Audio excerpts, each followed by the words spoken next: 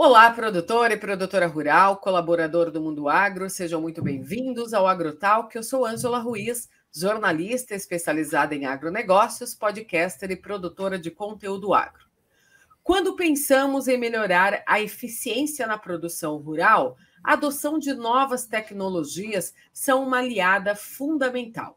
O produtor rural hoje convive safra após safra com um grande desafio: aumentar a produtividade, reduzir os seus custos e reduzir também os impactos no meio ambiente. E utilizar a tecnologia no campo é o elo agora fundamental para promover essa equação. No episódio de hoje, nós vamos entender quais são essas tecnologias disponíveis no campo para ajudar o produtor a produzir mais. Nosso convidado é Marcelo Pierossi, engenheiro agrícola com mestrado em engenharia mecânica, ambos pela Unicamp, MBA em marketing pela ISPM e também possui MBA em agronegócios pela Exalc USP. Profissional com mais de 25 anos de experiência no setor sucroenergético, com foco na mecanização, gestão das operações, biomassa e agricultura digital. Atuou no Centro de Tecnologia Canavieira por 20 anos e como consultor da Lidera Consultoria e Projetos desde 2014. Marcelo, seja bem-vindo aqui ao podcast AgroTalk. Olá, muito obrigado pela oportunidade. É sempre um prazer poder conversar sobre tecnologia agrícola, sua aplicação no campo. É a nossa vida, né? Então a gente gosta muito de conversar sobre isso. Estou à disposição aqui para a gente conversar. Marcelo, eu trouxe você aqui para a gente falar sobre essas tecnologias, né, que estão ganhando cada vez mais protagonismo no campo. Hoje, há disponível para o produtor rural GPS agrícola, robótica na agricultura, a tal da internet das coisas, os drones e até a irrigação automática. E de uns anos para cá, a aplicação de novas tecnologias no campo vem sendo tema de discussão no mundo todo. Qual que é a importância e as vantagens de usar a tecnologia no campo? A tecnologia, se a gente pegar a história, né, da agricultura, a gente consegue ver como ela foi importante nesse desenvolvimento. Pegando a produção agrícola do Brasil final da década de 80, tanto de grãos quanto de cana, que são as culturas aí que a gente está mais envolvido, a gente percebe como ela se transformou em produtividade e também em produção. É algo espantoso se você olhar o ganho que temos ano a ano. E isso é lógico que veio através da tecnologia. Tecnologia de sementes, tecnologia de adubação, né, de novas variedades, adubação mais adequada, conhecimento agrícola, né, de forma geral, mas também de máquinas. As máquinas têm possibilidade que consigamos aí aumentar a produtividade das nossas pessoas, aumentar a produtividade dos nossos campos agrícolas. Ou seja, né, existem tecnologias hoje ao alcance de todos, para todos os bolsos e demandas, né? Mas a maneira também assim mais viável que o agricultor consegue utilizar a tecnologia na sua produção é através das máquinas agrícolas, né? Sem dúvida, é uma dos componentes, como eu falei, né? Nós temos a tecnologia que vem da genética, a tecnologia que vem de novos agroquímicos, né, defensivos, adubo também mais adequados, agora tem muito adubo transformando a produção agrícola, e as máquinas, sem dúvida, a par desse tripé aí tão importante quanto os outros. Como a cultura da cana é muito mais presente na minha vida, né, a gente vê a importância que as máquinas tiveram na transformação dos canaviais brasileiros. Se você pegar a década de 90 e comparar o que tem hoje, é um outro mundo. A troca, né, da colheita manual, plantio manual, para uma colheita mecanizada de alto desempenho, um plantio mecanizado, aplicação de insumos com tratores maiores, com mais produtividade em hectares por hora desse equipamento, basicamente por causa dos equipamentos agrícolas e tratores. Sim, ou seja, né, dentro dessas tecnologias hoje mais acessíveis para o produtor rural, a gente vê que um desses caminhos para otimizar tempo e economizar dinheiro, gerando mais lucro e qualidade para aquele produto, é através dessas máquinas que estão no campo, com toda a qualidade embutida, né, e tecnologia embutida ali, para esse produtor rural. Eu vejo que quando o produtor rural está dentro de uma máquina operacional dentro do campo, colhendo uma cana, por exemplo, a máquina, o computador de bordo da máquina traz para ele ali vários tipos de informações a respeito do que ele está colhendo, não é verdade? Sem dúvida. Os equipamentos são outros, né? Se a gente pegar... Eu me formei em 1991.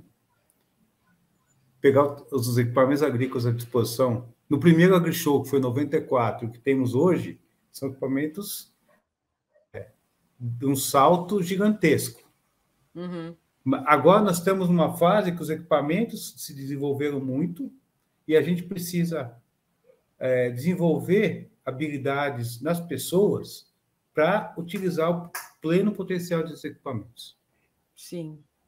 Porque o equipamento está aí, ele tem o custo de capital de fazer a aquisição desse equipamento, tem o custo do diesel, que hoje é um dos maiores custos que tem na operação agrícola, é o custo do diesel, nos últimos anos, com essa explosão do preço do diesel que ocorreu aí nos últimos anos. Então, a gente tem que ter os equipamentos, a gente fazer um trabalho aí como sociedade para que todo mundo consiga otimizar o recurso do seu equipamento. Acho que isso é uma obrigação da sociedade, do governo e do setor agrícola, capacitar gente para que a gente use melhor os nossos equipamentos. Sim. Vamos falar, então, aqui dessas tecnologias, mas eu queria entrar na questão dos controles operacionais dessas máquinas que estão no campo. O que você traz para a gente de experiência com relação a isso?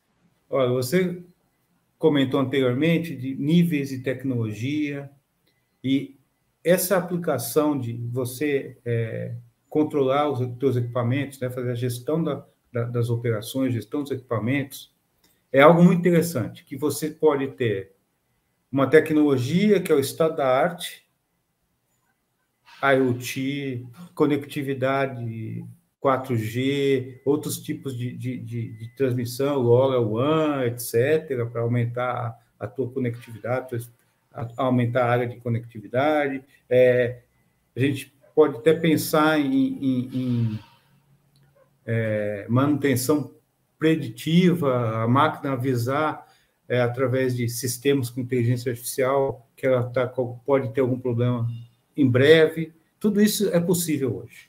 Sem falar dos robôs. Não vamos nem entrar na robótica agrícola, que a robótica para as grandes culturas ainda a gente está um pouco longe, mas a gente já tem um sistema, já tem sistemas comerciais implantados em grandes áreas que nos fornecem em tempo real todas as informações que a máquina nos dá. E também a gente pode, um agricultor de pequeno e médio porte que não tem nada, ele pode, através de uma planilha no computador e algum sistema de inteligência de BI, de inteligência de negócio, começar a fazer gestão e, com isso, detectar, eventualmente, máquina que ele tem que trocar, eventualmente, máquina que está com consumo fora do que ela normalmente tinha, então a gente pode atuar nessa máquina de forma a baixar o seu custo de manutenção, abaixar o custo de operação. Então, você tem de A a Z, você tem a tecnologia de ponta, com sensoriamento em tempo real, que você pode transmitir uma enormidade de dados para uma central de controle operacional agrícola, e, a partir disso, fazer gestão com pessoas qualificadas. Aí a gente volta no ponto de gente qualificada para isso, né? Colocar cientistas de dados, analistas que consigam você coletar informações e melhorar a tua operação, até o extremo oposto, que é uma simples planilha no computador, algo que com fichas de controle preenchidas manualmente, possa nos fornecer dados, informações que a gente consiga atuar de alguma forma. Então, é uma coisa bem interessante e isso eu acho que tem muito potencial, tanto em cada um dos extremos. A tecnologia mais adequada, mais avançada, quanto os controles mais básicos e simplórios, no bom sentido, simplório no sentido de singelo, de simples, não diminuindo a importância, porque um agricultor que tem uma pequena quantidade de equipamentos, com esse tipo de controle, ele com certeza vai ter algum ganho operacional. Seja de redução de custo, de operação, de manutenção, eventualmente pode-se até dispensar algum equipamento em função de controlar as horas que esse equipamento trabalha. Porque você fala, poxa, eu não preciso desse trator. Trabalhou 70 horas. Quando você começa a controlar, você começa a entender melhor o que acontece. Então, a experiência mostra que é possível ter ganhos aí dos dois lados. Você falou em sistemas, planilhas, né? E o sistema tipo PI, ele colabora muito como uma tecnologia para o produtor? O BI tem ferramentas muito simples, até disponíveis na internet, que você, com uma planilha de dados, você consegue extrair conhecimento muito simples.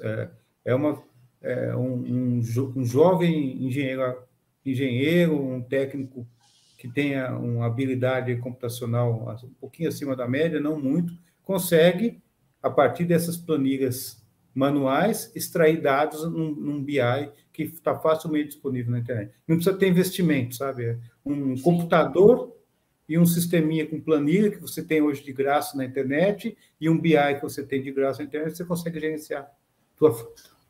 Seja ela 3, 4 tratores, até aí, quanto maior vai ficando a frota, os sistemas mais complexos e com mais ferramentas são mais adequados, né? Ou seja, né, o produtor rural precisa estar conectado a essa tecnologia, né, a um computador, a uma planilha de Excel, para também conseguir fazer um bom planejamento, uma gestão da sua cultura, da sua safra, da sua produtividade. E falando em tecnologia agrícola, que hoje inclui também o uso de diversos tipos de sensores, utilização desses sensores dentro das máquinas agrícolas que estão no campo, associados aos sistemas que estão integrados dentro delas. Precisa haver também um equilíbrio operacional para esses tratores, né, Marcelo? Isso é uma coisa que a gente, os mais antigos aí, a gente aprendia na escola, numa época quando você não tinha muita disponibilidade de potência nos tratores. Então, você tinha a necessidade de utilizar os equipamentos meio no limite, no limite da sua potência, no limite de tração. Então, conforme os tratores foram aumentando de tamanho, hoje tem trator aí de 500 HP, né? A gente tranquilamente, os agricultores têm tratores de 230, 250 HP, é um trator não muito grande hoje, e a mudança no formato de trabalho, principalmente nas grandes fazendas, aí, a coisa é muito mais corrida hoje, deixou-se de lado um pouco de trabalhar com o trator, fazer o que a gente chama de equilíbrio operacional. Isso é uma coisa muito simples, a gente aprende nos bancos escolares lá, como que é a dinâmica de transferência de peso no trator. Isso para cada operação é indicado uma lastragem, para... Eu sei que a nossa audiência é do setor, mas, eventualmente, se tem alguém que não é do setor, lastragem é a quantidade de peso que a gente adiciona aos tratores para que ele possa ter capacidade de tracionar. Então, a teoria, né, o conhecimento, ele indica que a gente deve fazer essa condição de lastragem, de patinagem. A patinagem é necessária, né, mas ela também não pode ser muito alta, é uma curva em formato de morro, assim, né? Então, ela vai, depois você não pode também ter muita patinagem, que isso impacta em gastos de consumo desnecessário. Tudo isso, ela requer algumas medidas, algumas ações que devem ser feitas na oficina, né, antes de ir para o campo. E isso foi esquecido. Hoje, o trator tem muita potência, então, se você precisaria, teoricamente, de 180 HPs para aquela operação, com um trator bem ajustado, você tem um trator de 210, você põe o trator dentro de 210 e faz a operação sem muita dificuldade. Porém, tem um preço. Tudo na vida tem um preço, né? Você acaba causando um desgaste nesse trator desnecessário, você acaba desgastando os pneus e você chega a ter um consumo de combustível até 15% a 20% acima do que você poderia ter. Com o diesel a quase R$7, que nem temos hoje, imagina um equipamento que, ao invés de gastar 20, 25, gastar 30 litros por hora. Então, isso impacta diretamente, e isso também não é tecnologia do estado da arte, é um conhecimento que já está disponível, é só a gente ter o tempinho para poder parar e falar, vamos acertar o trator para a operação X. Vamos lá, vamos fazer isso, vamos para a operação Y. Precisa fazer a lastragem do trator de forma diferente. Então, isso é uma coisa que tem muito potencial também de ganho para os agricultores. Sem muita tecnologia. É a questão também da plantabilidade, né? A gente precisa sempre, antes de começar uma safra, deixar a máquina redondinha, pronta para aquele trabalho que ela vai realizar durante aquela safra. E a gente pensando nisso, a gente também lida constantemente com a necessidade de saber que tem que produzir alimento para atender toda a população mundial. E aí a gente percebe que a tecnologia no campo, ela passa constantemente por modificações significativas. Então, é sempre uma tecnologia atrás da outra chegando no campo, seja ela através da agricultura digital, na palma da mão do produtor rural ali no celular, ou até mesmo nas tecnologias embarcadas dentro da máquina, né? Para trazer aquele resultado, aquela técnica, aquela prática que seja eficiente para o produtor rural ali no campo. E eu queria entrar num assunto que é o seguinte: na etapa de uma safra, por exemplo, existem vários processos, né? E o produtor ele precisa contar com tecnologias, né, nesses processos. Então, falando aqui de alguns processos, eu queria falar sobre o preparo do solo, por exemplo, para cana. Quais as alternativas que o produtor deve pensar para reduzir o custo dele e produzir mais nesta etapa, por exemplo? O preparo de solo da cana,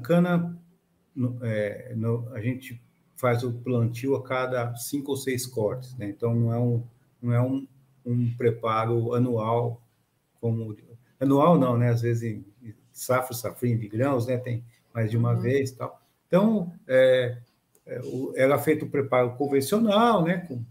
Acabou caminhando para um preparo reduzido, e ultimamente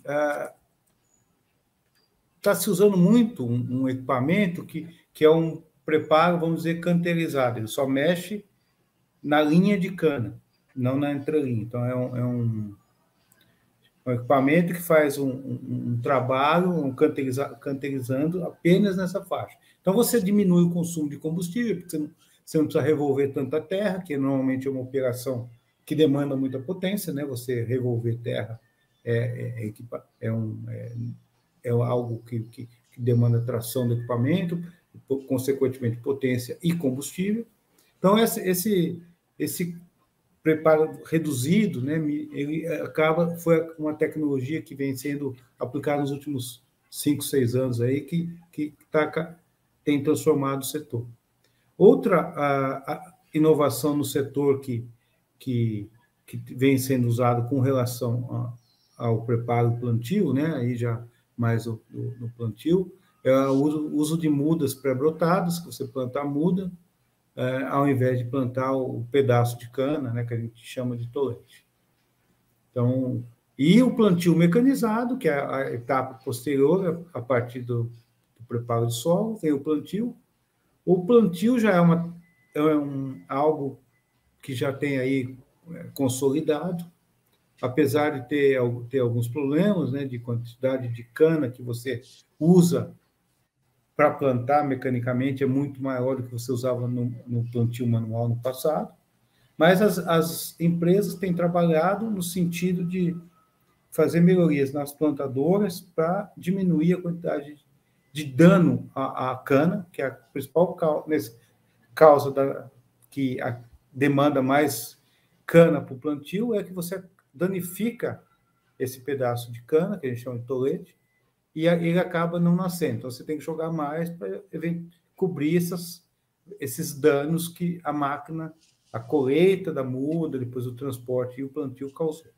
Então, isso é o preparo do plantio de uma forma aí, resumida na cana.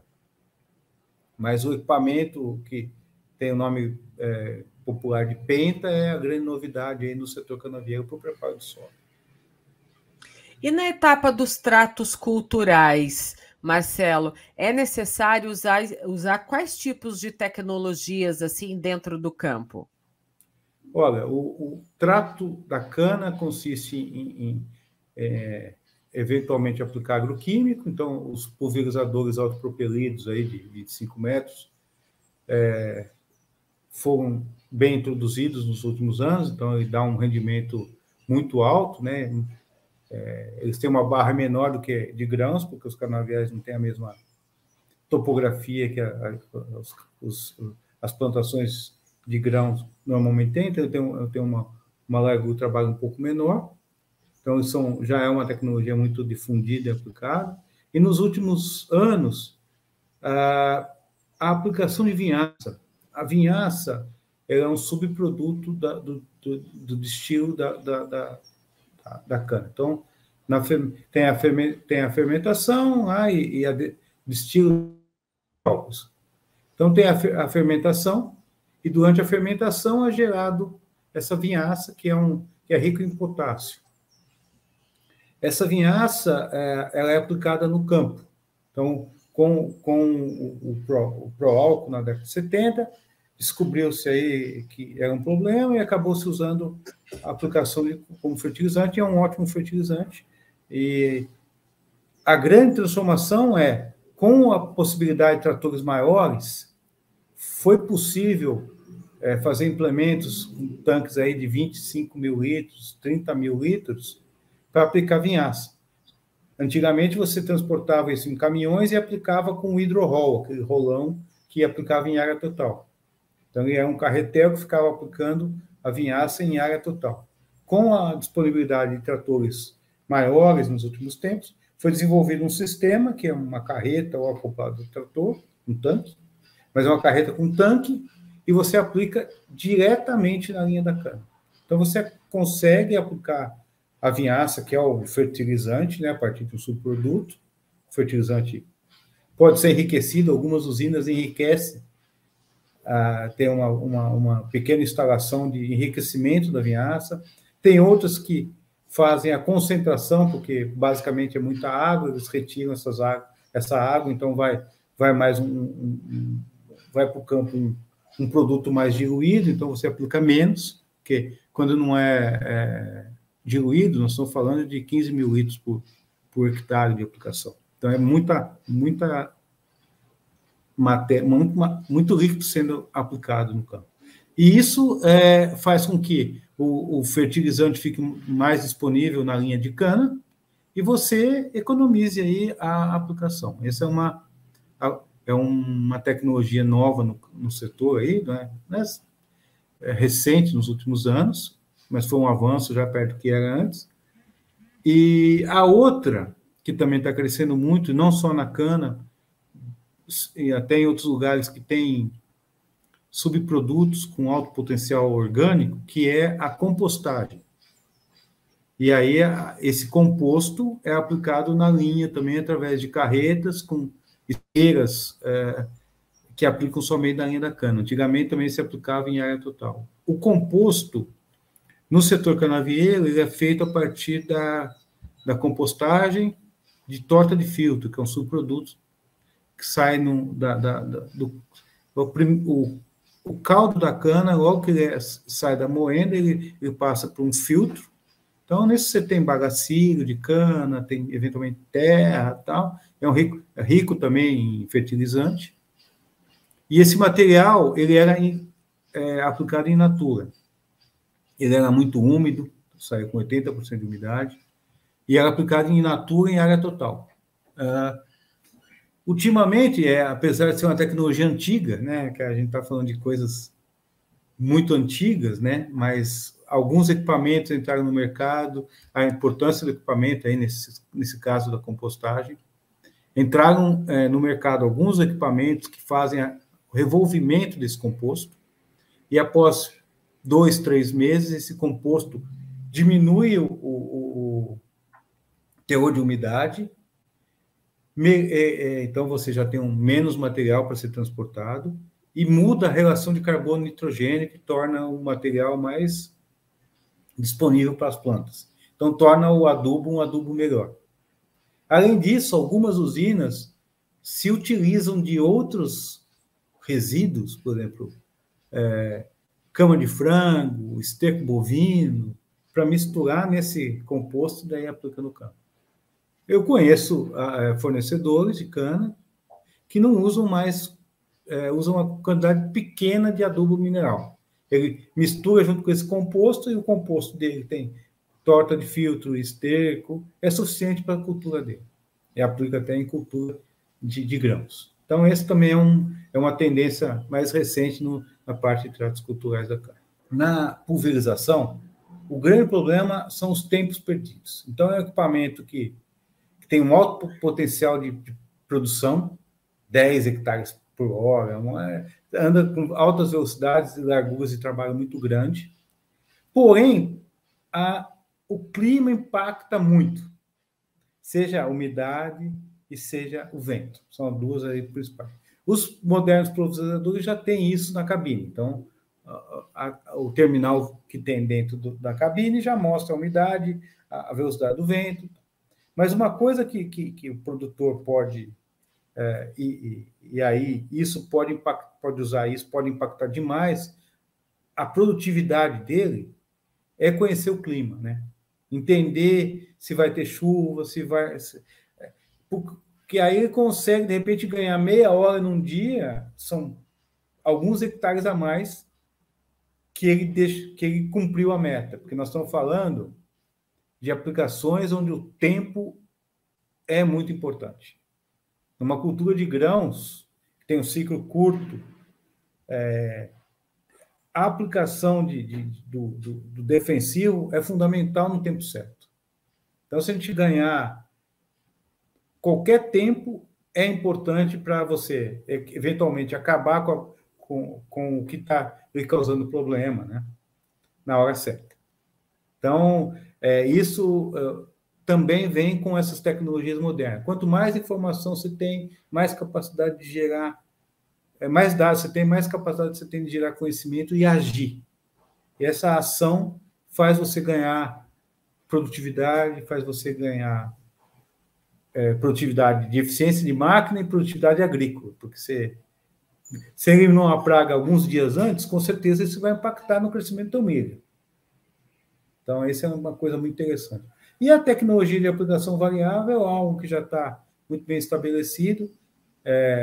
Você tem controladores que, a partir de mapas e GPS, definem aí a quantidade de produto a ser aplicado. Isso é uma tecnologia. A GPS a gente acaba nem falando, porque hoje é algo muito utilizável, né, na agricultura, e na cana eu posso comentar a importância do GPS, porque como o canavial é uma cultura que você é semi-perene, você planta e colhe 5, 6 vezes. Quanto mais vezes você conseguir colher, mais barato fica, porque o plantio é muito caro. Uhum. Então, se você conseguir estender a vida do teu canavial de 5 para 6 cortes, é bom. De 5 para 7 cortes, maravilhoso. Então, sem perder produtividade, né? Vamos considerar que a produtividade é o parâmetro para você tomar essa decisão. Então, quando a cana entrou na mecanização, tinha muito tráfego de material, lembrando que a cana é colhida linha por linha. Agora, John Deere lançou uma máquina de 2 linhas, então você consegue diminuir o pisoteio pela metade. E além de você passar a colhedora, você passa o transbordo, que é um trator mais uma caixa aí com 20 toneladas atrás de peso. Então, no começo da mecanização, tinha-se muito compactação da roda do trator, da roda do transbordo, da esteira da colhedora em cima do canavial. Isso fez com que a produtividade baixasse. Quando você introduz o GPS com piloto automático, você planta com o piloto automático e a colhedora e o trator transbordo que vem depois já conhecem onde está a linha de cana.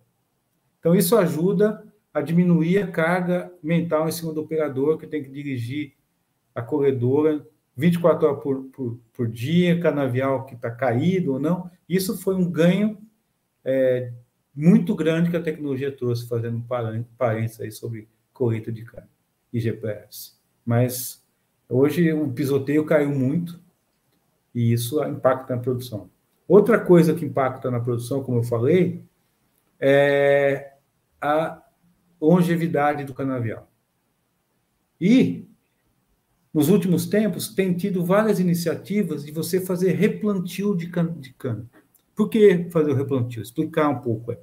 A cana é plantada, conforme vai sendo realizadas as colheitas, primeiro, segundo, terceiro, quarto, começam a ocorrer falhas no canavial. A cana que estava ali, o como que estava ali, sumiu por alguma coisa, seja porque a colhedora, ao cortar, acabou arrancando o que a gente chama de soqueira, que é a parte que está lá dentro do solo, seja eventualmente por um pisoteio que ocorre menos, mas ocorre. Então, ocorrem falhas no canavial. Essas falhas, ao longo do tempo, fazem com que abaixe a produtividade. Se você tinha o canavial todo cheio de cana e tem 5% de falha, você vai ter menos produtividade, porque a cana não conseguiu repor isso. Então, algumas empresas, alguns fazendeiros, têm feito o replantio. Então, ele mapeia por drone, que é outro uso da tecnologia, ou eventualmente imagem de satélite. Ele consegue saber onde existem as falhas, aí ele define a quantidade, os pontos onde necessita ser replantado. Eu conheço um agricultor que um equipamento vai no campo, um tratorzinho pequeno, e o próprio operador decide aonde que ele vai abrir o sulco para plantar, e esse sulco já é mapeado no GPS. E aí ele planta a cana lá, nesse caso é manual, mas pode ser uma plantadorinha e tal, e essa própria posição do GPS, como a cana, ela normalmente você planta numa época seca, é bom você fazer algum tipo de irrigação. Esse próprio ponto do GPS que você marcou onde você vai replantar essa cana, serve para você levar o caminhão de água, que é o mesmo caminhão da vinhaça, e no ponto exato ele abre a válvula e faz a irrigação dessa cana que foi replantada. Isso faz com que os canaviais aumentem aí a longevidade, baixando o custo e aumentando a produtividade. O 5G traz aí um potencial gigante que a gente nem consegue estimar ainda todo o potencial, né? Como eu falei anteriormente, né? As máquinas agrícolas, elas têm que ter disponibilidade. uma colhedora de cana, ela tem que ter disponibilidade. Imagina, então, uma colhedora de grãos que trabalha alguns dias por ano. Ela tem que estar disponível quando for preciso.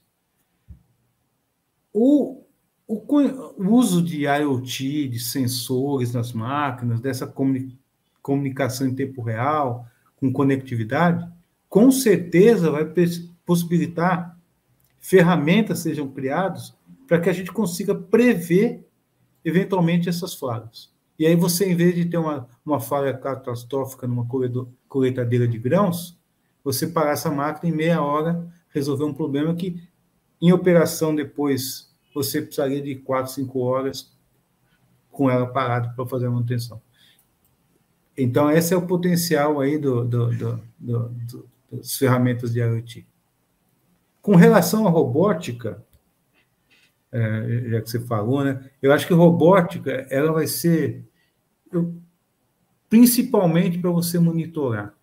É a história do robozinho aspirador. Imagine robôs, né? Enxame de robôs andando no campo, fazendo levantamento de erva daninha, por exemplo.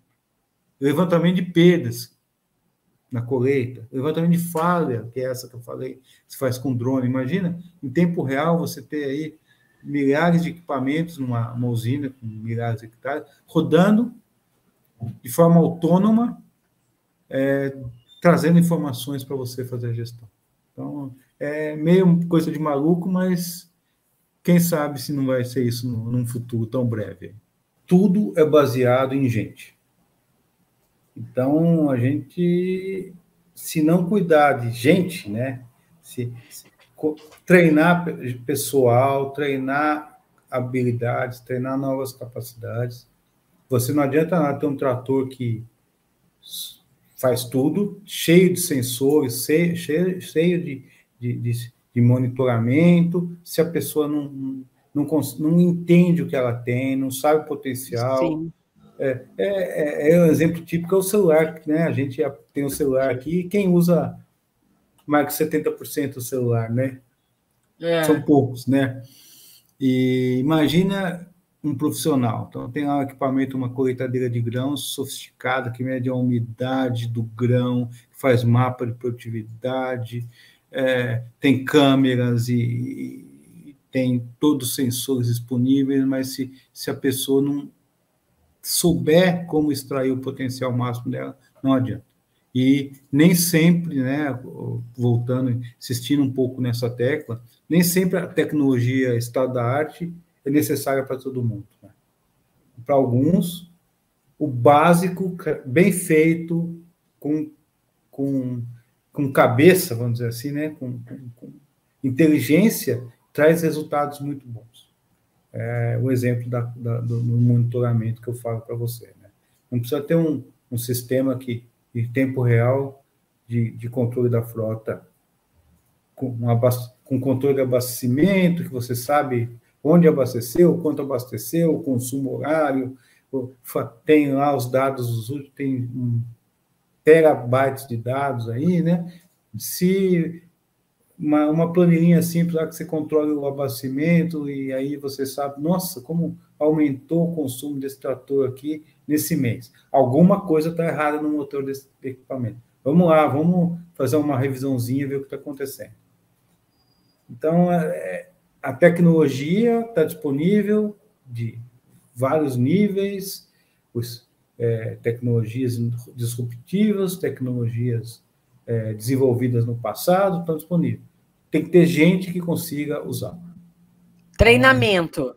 Né? Também tem que ter treinamento. Faz parte de tudo isso ter o treinamento. Treinamento para as máquinas agrícolas, treinamento também do uso de um drone, treinamento para ter acesso a toda essa questão da mobilidade digital, né? O tal do Big Data hoje também, né? Que coloca ali para ele uma quantidade de informações para ele dentro de um computador, né, dentro dessa agricultura de precisão, mas ele precisa entender desse melhor fluxo de informações para ter análise mais rápida, ter essa análise mais efetiva, para ele ter melhores decisões e criar as suas melhores estratégias dentro do campo. Então, tudo isso também faz parte de ter um treinamento, né? Mas toda tecnologia e inovação que está ali dentro da agricultura não é nada se a gente não tem esse treinamento, se a gente também não faz o básico, né?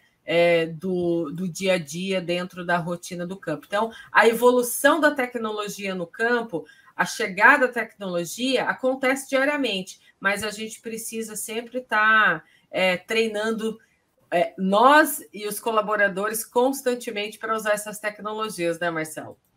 Sem dúvida, a tecnologia se mostrou eficaz e eficiente aí. Basta olhar os dados aí de produção agrícola no Brasil. Então, a gente tem conseguido transformar a agricultura com a ajuda da tecnologia e podemos continuar nesse ritmo. E se a gente conseguir com que as pessoas sejam treinadas, entendam esse processo, a gente consegue ir além. Então, a tecnologia está sendo eficiente, não tem o que dizer. Tem sido eficiente e se a gente conseguir acompanhar essa tecnologia com treinamento, tendo uma sociedade mais qualificada para tratar com isso, muito bom. Aí nós chegamos mais longe ainda. E a agricultura mudou, então tem que mudar as pessoas também. Tem que mudar, as pessoas também têm que mudar. Ou seja, não podemos falar de tecnologias fundamentais hoje para o meio rural se a gente não ficar de olho no treinamento das pessoas, no equilíbrio operacional desses tratores, nos controles operacionais dos maquinários agrícolas, né? E todo o processo aí da genética também, que ajuda o produtor rural no campo, com as novas cultivares, de olho, é claro, também na previsão do tempo, buscando utilizar toda essa tecnologia como chave aí para o aumento dessa produtividade agrícola no campo, permitindo também esse aumento da produtividade, da eficiência nas áreas rurais, evitando as perdas e reduzindo os custos. Marcelo, eu acho que... Lembrando só para... a gente tem que cada vez produzir mais eficiente, né? Os recursos são finitos, né? Sim. Então, a gente tem que trabalhar em cima de forma que o recurso seja bem usado e de forma sustentável. Isso acho que é a principal, produzir mais e produzir melhor de forma sustentável. Exatamente, de forma sustentável. Bem, eu gostaria de agradecer a sua participação aqui no podcast Agrotalk, trazendo um pouco desse conhecimento para a gente. Muito obrigada pela sua participação, fiquei muito feliz de bater esse papo com você aqui, você trazendo para a gente um pouco desse seu conhecimento no campo, e fique à vontade para retornar aqui outras vezes, trazendo para a gente outras novidades. Perfeito, eu agradeço a oportunidade e também estou sempre à disposição. Tá bom? Muito obrigado. Até a próxima, então. Um prazer. Tchau, tchau. Tchau.